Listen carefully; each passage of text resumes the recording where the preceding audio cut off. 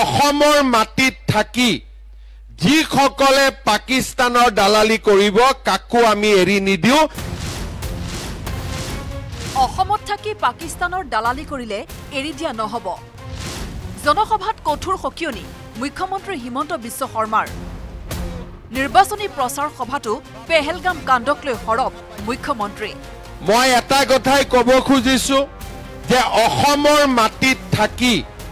যিসকলে পাকিস্তানৰ দালালি কৰিব কাকো আমি এৰি নিদিও এই কথা সকলোৱে মনত ৰখা উচিত হ'ব আমাৰ এজন কংগ্ৰেছ সাংসদ পাকিস্তানত গৈ থাকি আহিছে আটাৰী সীমান্তৰে পাকিস্তানলৈ গৈ 15 দিন থাকি আহিছে এনে লোকক আমি ক্ষমা নকৰো হুজাইত নিৰ্বাচনী প্ৰচাৰ চলাই পেহেলগাম আক্ৰমণ সন্দৰ্ভত উদাত্ত ভাষণ মুখ্যমন্ত্ৰী হিমন্ত বিশ্ব শৰ্মাৰ যোৱা দুদিন মানত মই দেখা পাইছো কালি দেখা পাইছো যে আমাৰো কিছুমান দুই এজন মানুহে ইনডাইৰেক্টলি পাকিস্তানৰ সমৰ্থনতে ফেসবুক হোৱাটছআপ বা পোস্টিং কৰা মই দেখা পাইছো মই এটা কথাই ক'ব খুজিছো যে অসমৰ মাটিত থাকি যিসকলে পাকিস্তানৰ দালালি কৰিব কাকো আমি এৰি নিদিও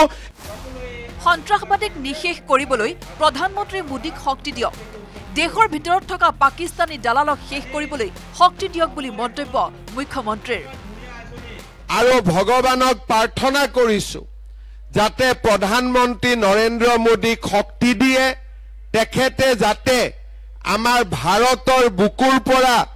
এই পাকিস্তানী সন্ত্ৰাসবাদীসকলক নিশেষ কৰিব পাৰে নোহোৱা কৰিব পাৰে আৰু পাকিস্তানে যাতে কোনো কাৰণতে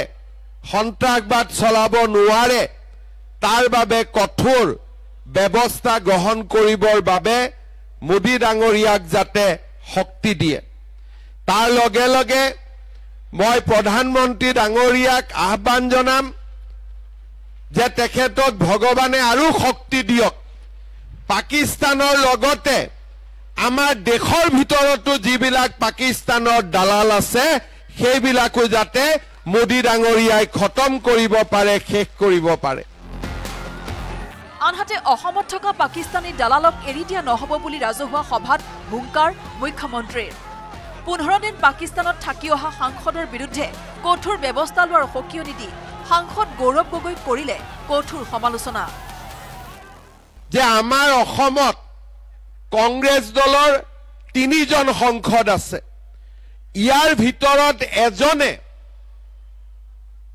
আটাৰী বৰ্ডাৰ দি গৈ পেলাই পাকিস্তানত 15 দিন চৰকাৰক নুকুৱাকৈ থাকি আহিছে তাৰো ৰেকৰ্ড অসম চৰকাৰৰ ওচৰত আছে আৰু এই ধৰণৰ ব্যক্তিক আমি ক্ষমাও নকৰো আৰু এনে ব্যক্তিৰ বিৰুদ্ধে আমি কঠোৰৰ পৰা কঠোৰতম ব্যৱস্থা লম এই কথা আজিয়ে মই ক'ব বিচাৰো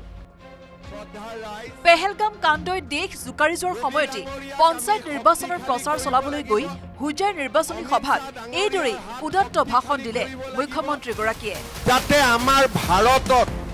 আমি এক নিৰাপদ পৰিৱেশ সৃষ্টি কৰিব পাৰো হুজাইৰ পৰা প্ৰণৱ শৰ্মাৰ report news 18 Assam north east প্ৰীতিত থাকিব পাৰে আৰু সকলোৱে মিলিজুলি থাকিব পাৰে